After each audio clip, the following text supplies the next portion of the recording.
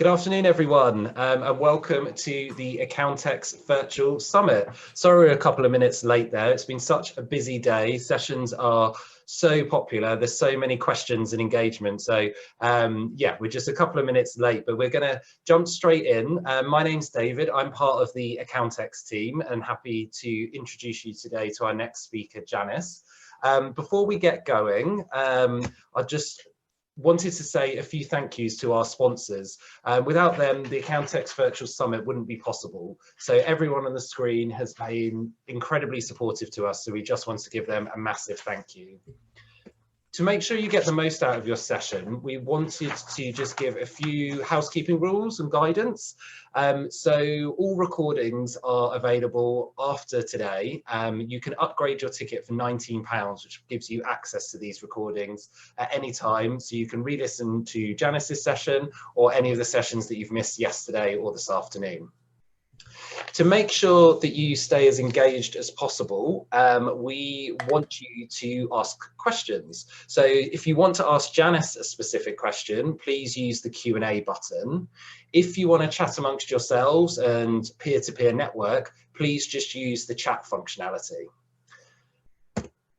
Don't worry as well, everything is CPD accredited. So the whole of Accountex Virtual Summit, the 8 hours of the summit, is CPD endorsed. We will automatically send you a certificate after the summit finishes today. And please, please stay social. We want to hear what you're learning, what you're liking, what you want to see more of. This really helps us shape future virtual summits and also the live event, which will be back next year in May. Our hashtag is Accountex Virtual UK, and we're on Facebook, Twitter, and LinkedIn. And most of all, please have fun. It's going to be a great next session with Janice. She is going to be talking about how to scale your sales. And without further ado, I'm going to pass over to Janice now. We're talking about scale your sales in a COVID world. Now, so much has changed. Yesterday, the stats said that 56,000 COVID-related deaths in the UK. Now, this is such a sobering thought that's pressing on all of us. Now, I know there's over 1,000 people registered on this presentation, and so many of them are from different countries, and you're going to have the stats for your country in your head as well, because it's something that you cannot ignore. Now, this reality pushes us back to really our foundations, to remember our core role, the role that we play in society with our families and our businesses. It's about going back to our core values, your purpose, and why you do that matters. This is really important. Otherwise, what's the point? How do you negotiate this, though? Do you ignore it, or do you embrace that things must change? You must evolve your message, looking at your data, your client relationships, client insights, and seeing what needs to be refreshed, to remain relevant to your needs and the wants of your clients. Looking at how you can deepen the relationships, how you can be there for them like you've never been before. How you can make it easier for them. Can you be more empathetic? Because you cannot do what you've done before. It's a whole different world. You can't expect it to work in the same way. In challenging times, the endless information, briefings and changes, their heads are spinning. So they're looking for easy, less complex. They want somewhere they can go that they can trust. They want a safe pair of hands. And unless you can convey this message to your current clients that will engage them, many of the opportunities will pass you by, not only now, but in the future. So I want you to seize the moment of opportunity with short-term messaging that's relevant for now, that will help you now and support your long-term goal and purpose. So in the next kind of 30, 40 minutes, I'm going to be talking you through the 7 strategies that I've chosen from the Scale Your Sales framework. that will help you now. So we'll have time at the end for questions, so make sure that you put them in the Q&A.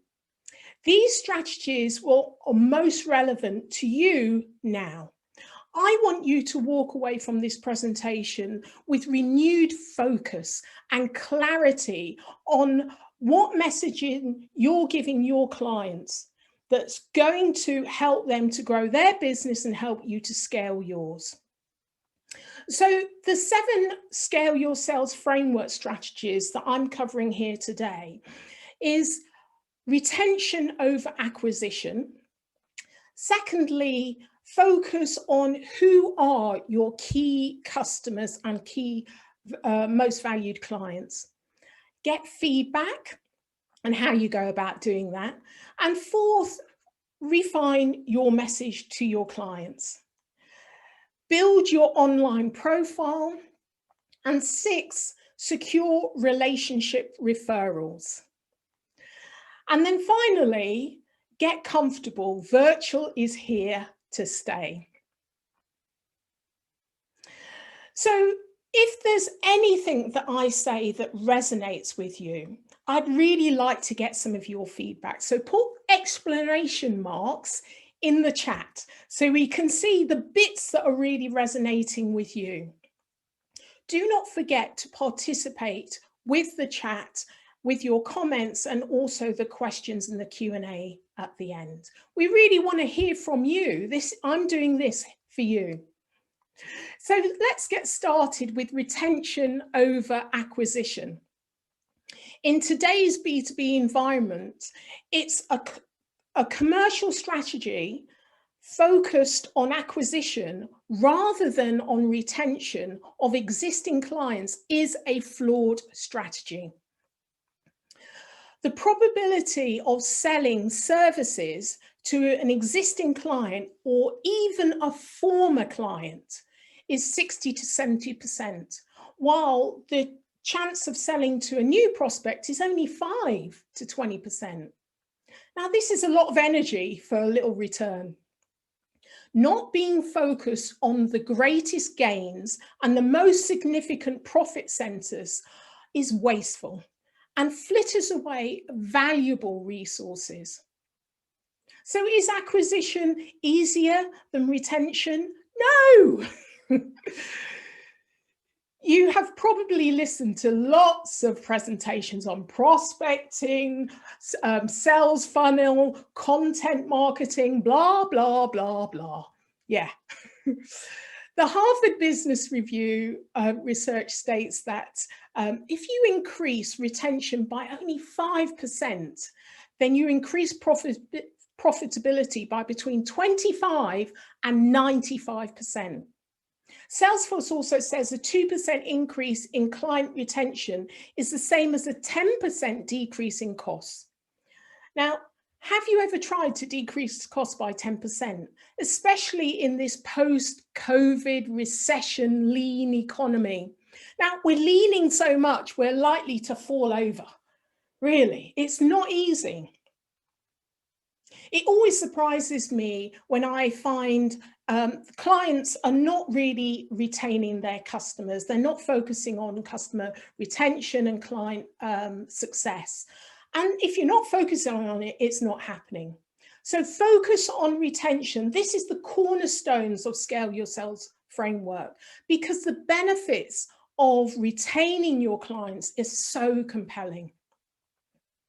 Now, you know them. Tick. This is a great starting point to build trusted relationships and profitable partnerships to create predictable increasing growth and revenue. Now, they are already your clients. They made that decision.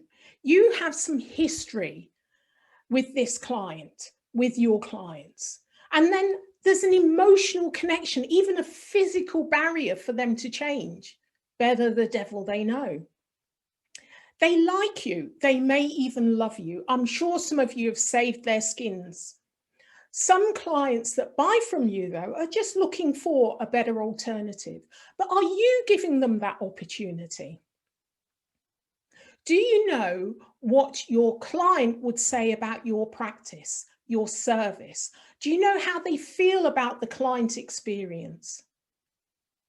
Wherever you are on this, you've really got something to build on. Focus on retaining your customers, have real strategies in place. So let's talk about focus on your key customers, identifying who they are, your most valued clients. Gartner research said that 80% of customers' future revenue will come from 20% of your existing clients. You must identify and get on intimate terms with your most valued clients because they are a major contributor to your future revenue. Not all clients are equal. Do not value clients based on the amount of revenue, but by the amount of profitability. Do not judge clients on their value last year, but their potential for growth going forward. If you have 10% of the available wallet for a particular service, but there's more to grow, it's more efficient and effective to grow that client than to secure a new client. If you've not yet calculated who are your key clients and your most valued clients, your current, your potential, then take this critical time to do this exercise. Most valued clients. It's about clients that are most profitable to your practice. These clients buy more and higher value services than the average client. They're usually your top 20% of your total clients that collectively deliver 80% of your annual revenues. This is why they're critically important. So I've got a quick exercise for you. I want you to think of your key client, your most valued client. Have the name of that person in your head. I would assume you like working with this person and there's more potential for them to grow. Now, for this presentation, I want you to keep this person in your head, right? But right now, I'd like you to put in the chat something. So make sure you've got that open. Right now, I want you to get in the head of that key client, think of their business, what they do, the economy, and perhaps their fears, problems, concerns. Put in the chat what you think is the sort of message that you need to be giving them now to support them right now. What would help them right now, thinking about what their concerns are, the environment they're in. Write that in the chat. Don't write their name, just write in the chat. Brilliant. A lot of you are doing that now.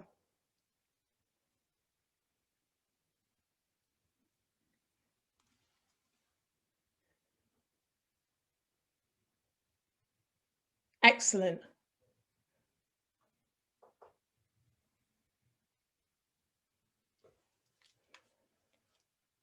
So my question to you is,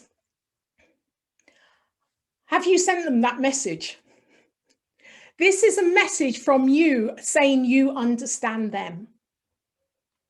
I think it's time to do that.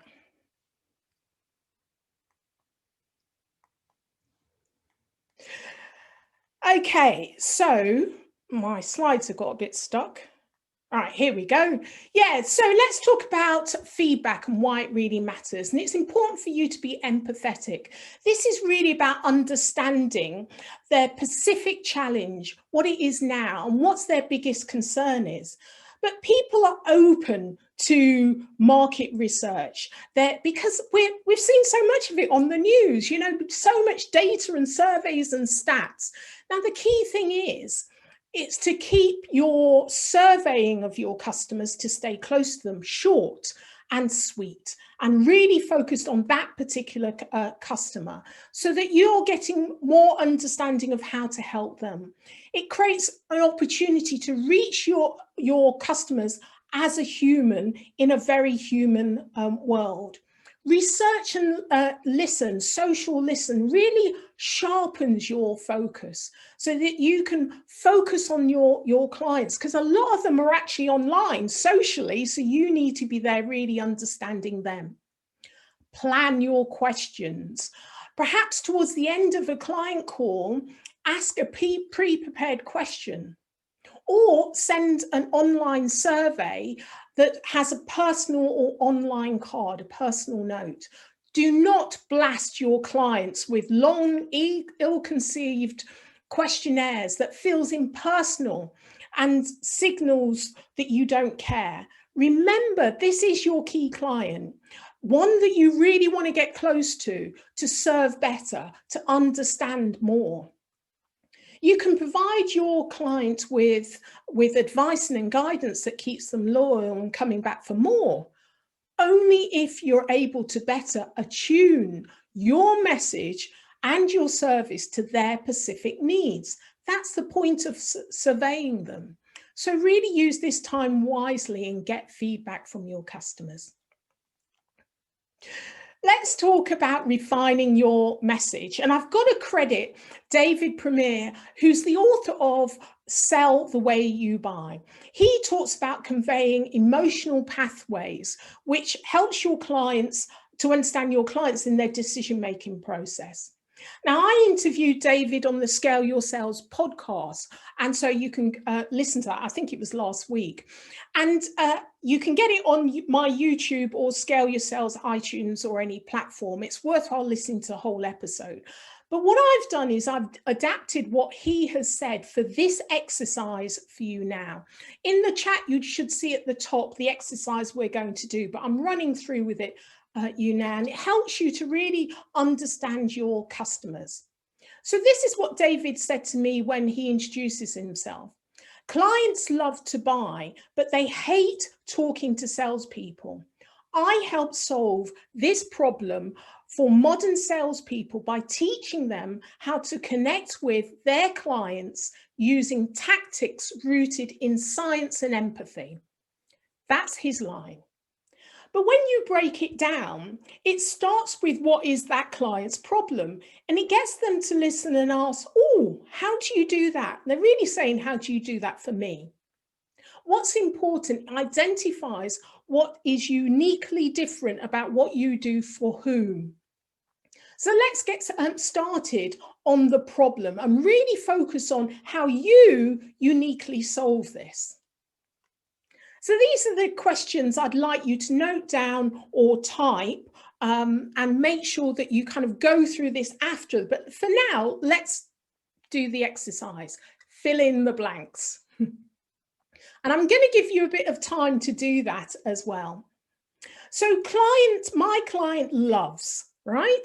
So think about the one client you thought about and what they love, what their needs are. And I'd like you to write down what it is that your client loves about their business, or what your client needs from you, right? What are the big needs that they have? It's really important to kind of get into the head. That's why I got you to do this before. Get into the head of that key client and really understand what they love to do in their business. So write that down. Then, but hates blank blank. This is their pain point, their issue, their problem, the bugbear. What do they hate in their business? What's the thing they'd wish they'd go away? What's the thing that costs them time, money, stress? Think about what that would be, because you're now in the client's head, you're in their business, you understand their environment, and you really know what their concerns are. So what is their big bugbear? Write that down.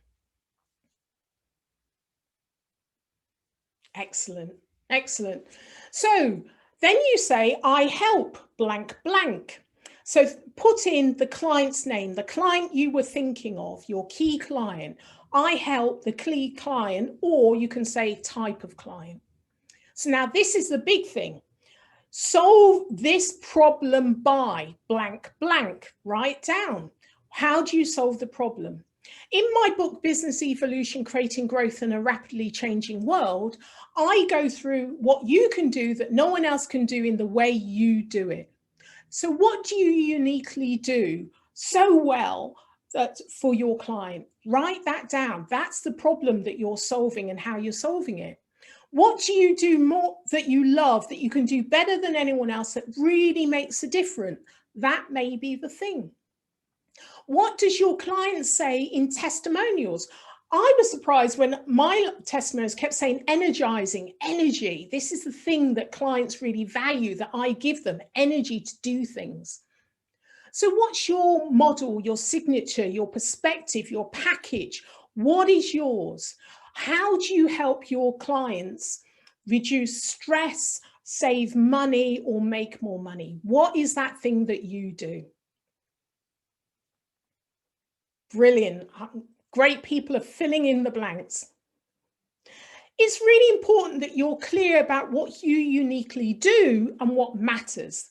This must be as important for you because it really grounds you specifically on what tangible difference that you make for your customers. And also for your customers, it helps them to understand the value you deliver. They can't buy things if they don't understand the value that you deliver. Now, some people may use this as an elevator pitch. However, I want you to specifically use this with your key client.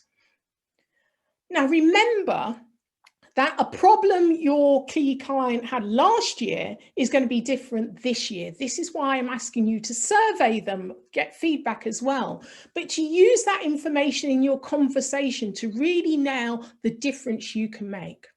So I might say something like, I know you love that clients come to you when they have a problem. That's what you love. But you hate that revenue is flattening. Say, John James, I might be talking to. I help solve this problem of flattening revenues by teaching the Scale Your Sales framework and how to connect your leading edge capabilities to secure, retain, and grow key client relationships for long-term value and partnership. Yeah, it's a bit long, but it's actually answering your problem. You must remind yourself, your existing clients, and what matters to them and what's relevant now. So try this exercise again on your own. Let's talk about online reputation. According to Rain Group research, 82% of buyers look you up on LinkedIn before replying to outreach effort. Now, this helps you to develop relationships with not only existing, but potential clients. Now, you can't have a seat in Zoom if you're invisible. You can't have a seat anywhere if you're invisible. And remember, this is you, not your brand, not your company, you. People buy you first, and then the promise you made of the service long before they look at the reputation of the whole company. And remember, your social profile can damage your company. So it's important that you focus on your online profile. Sharing your perspective, your knowledge, your articles, videos, participating in panels, discussions. You know, you've got to be visible online to be credible. There are a lot of obstacles when it comes to developing relationships virtually, and invisibility is one of them. In fact, developing rapport is one of the top 3 virtual selling challenges uncovered in LinkedIn research. And if I see you online as a relatable, credible human being, I'm more likely to engage with you and trust you. And it's really important in your business. Consistently create posts in snackable content. So instead of an hour, 20 minutes. Instead of a 4-minute video, a 1-minute video. Make everything shorter, including your newsletters, your emails, even your calls. Your clients have many more worries and distractions working from home or through COVID. So make it snackable for them. So let's talk about securing relationship referrals. There's no marketing better than word of mouth. We all know that. A client that brings more clients is more valuable than some, even if they are not your biggest clients, but they're more valuable than securing new clients.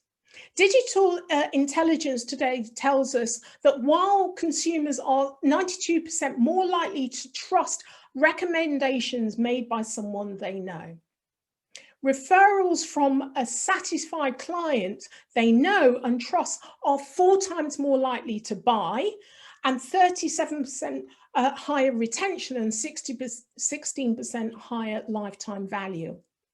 Given this, referral strategies should be treated not as an immediate sales opportunity, but a long-term investment in your growth.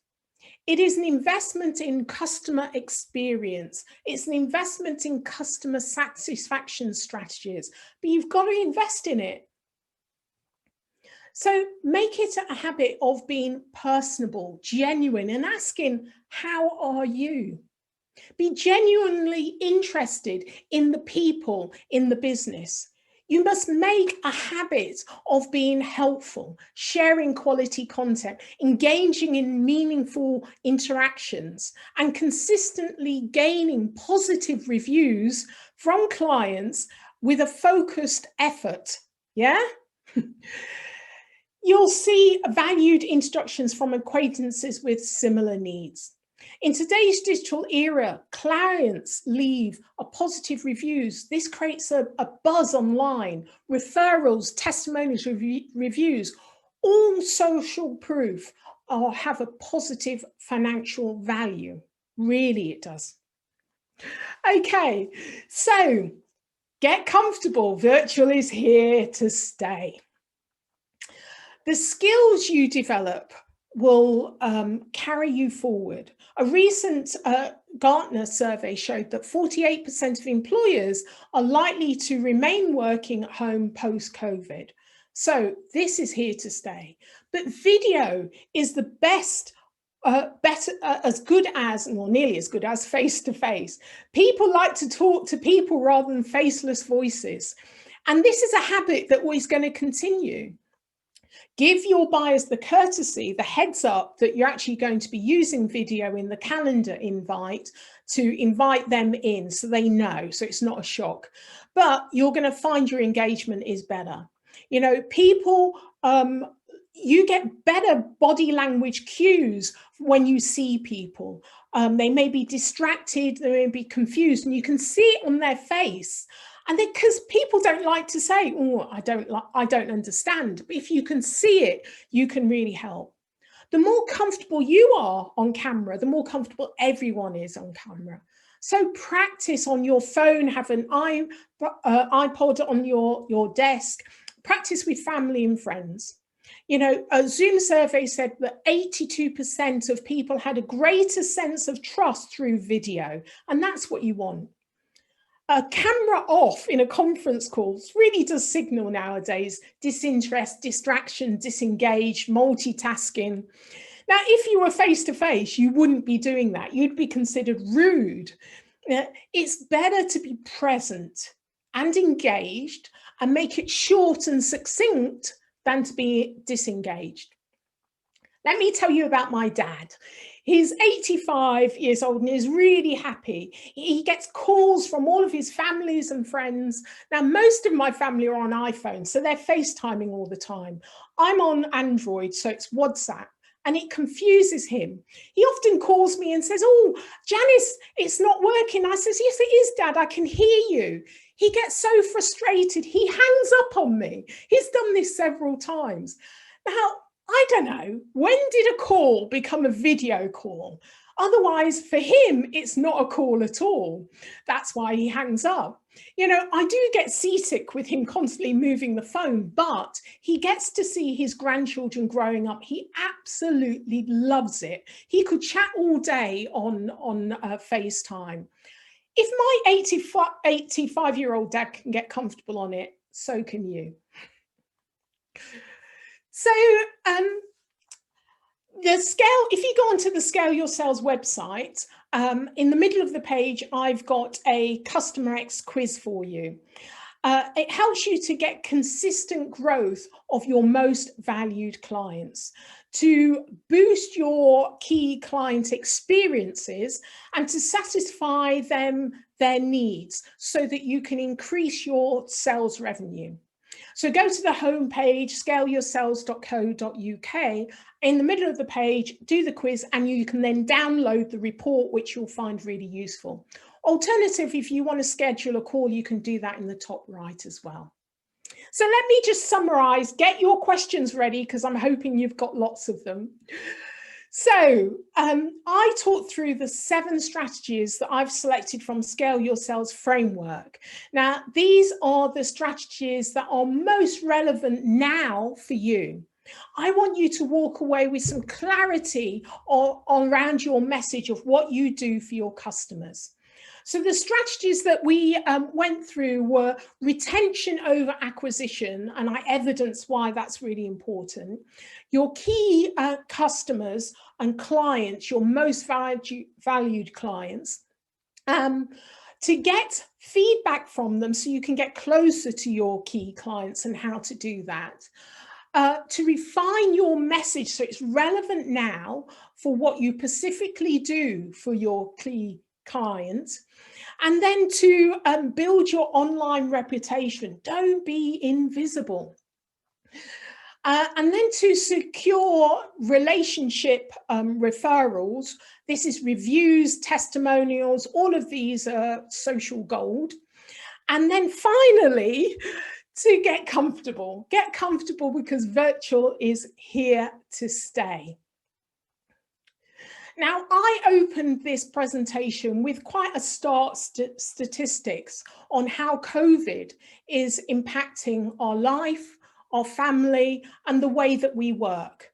But do you know there's a group of people that you can always rely on to shine a light through the darkness, to help people and businesses to lighten the load, and that is you. The accounting and business advisory community are the unsung heroes and sheroes that have carried on supporting people and businesses to navigate the quagmire of constant challenge and change. Thank you. Let's go in with your questions then. Oh. Hey, Janice, do you want me to jump in and ask you some of the questions? Yeah, that would be great. Yeah, so I just saw one pop in the chat, which I'll do, because if anyone's got any questions, could you put them into the Q&A section just to help us make sure that we ask them all? Steve had just said, it was great stuff, great session. How long should an online video be? What's your advice on that? It depends on what platform it is, but the thing is, it's great to give people choice. So what you want is snackable, 1 minute, maybe 2 minutes. But in the video, you can then introduce them to a longer form version. So imagine that's your trailer that's going to drive them to your website or to download something or to more, detailed content. But they're not going to go to those things unless you've given them the trailer. So 1 minute, ideally. Yeah. I agree. Short and snappy nowadays. There's so much content, isn't there? And people flicking through stuff, and you've got to grab them quick. And Simon has just asked, please let me know what software there is available for doing videos. What is the easiest to set up and use, and what is the cheapest? So I don't know what advice you've got on that. I was going to say, I can't answer this question because they say exactly the same thing. Just use your phone. The thing about video is that you want the phone to be steady. That's why I said put it on a tripod. Yeah. But just use your phone. The technology in phones nowadays are absolutely incredible.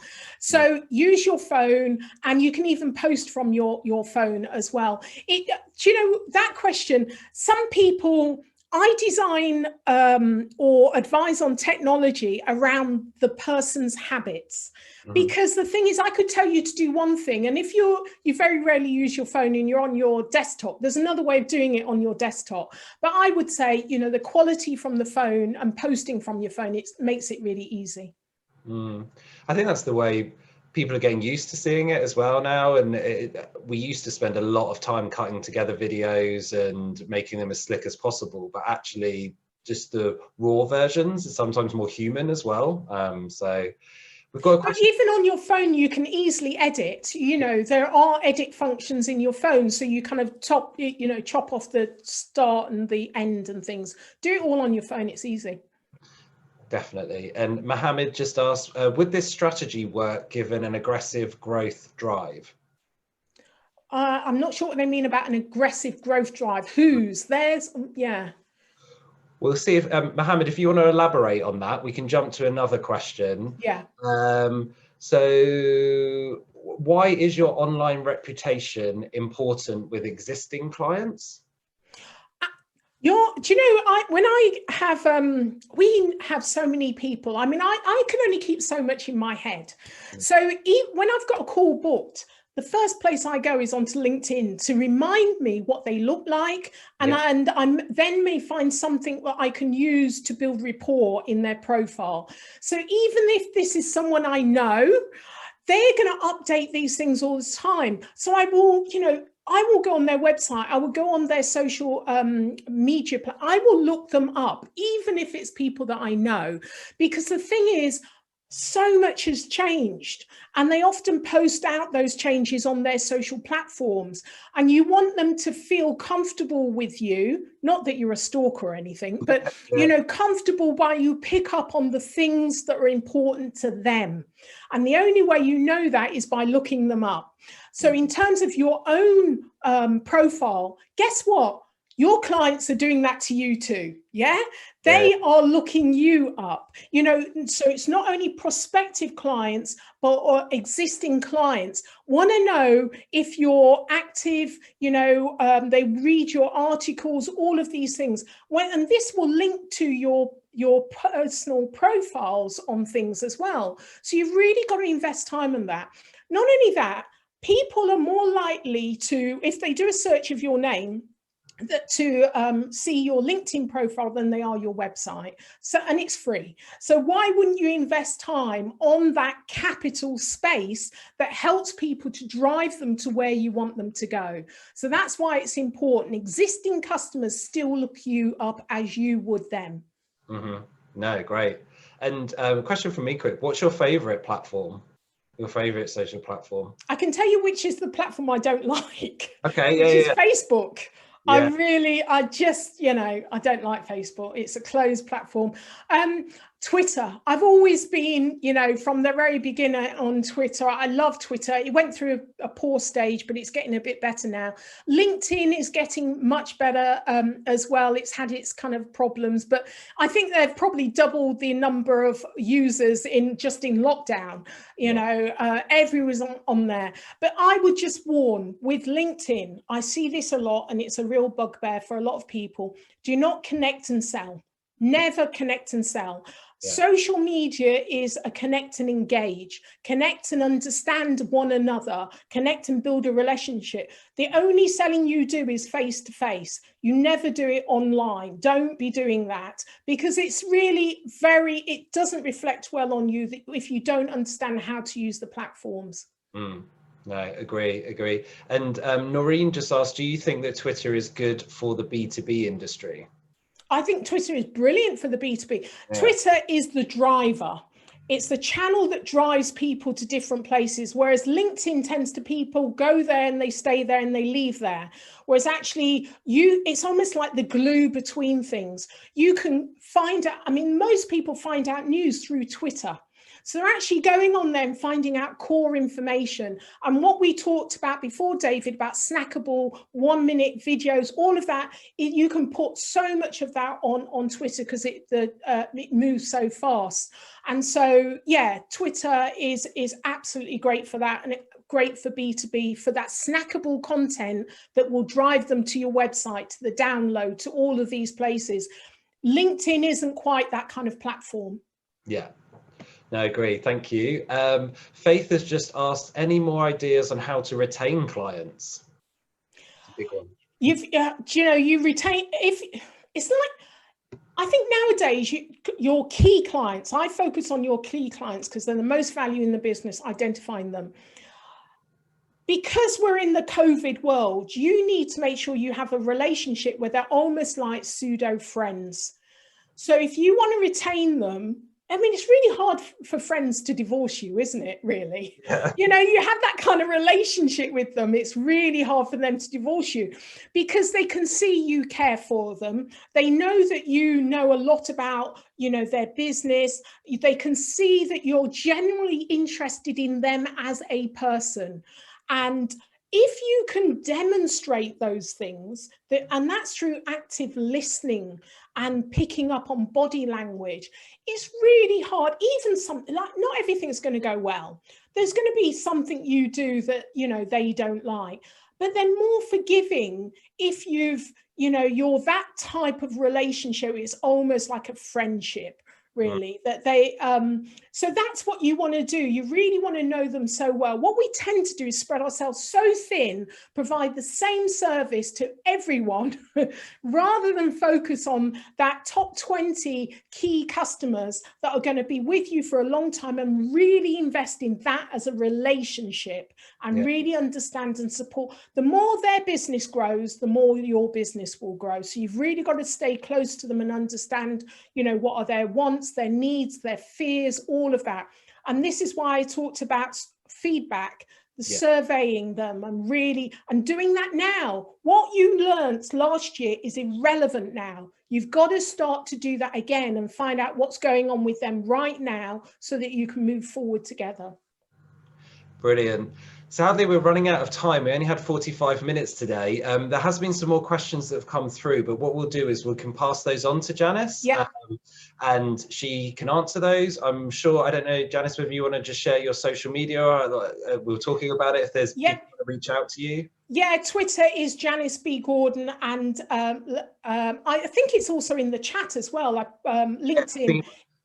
It's at the beginning, and I'm sure if search your name on LinkedIn. So if you go on my website, you'll find everything, scaleyoursales.co.uk or janicebgordon.com. You'll find it all there. I'm all over social. I was going to say, you'll find Janice, everyone, so don't worry. First page of Google, just put my name in.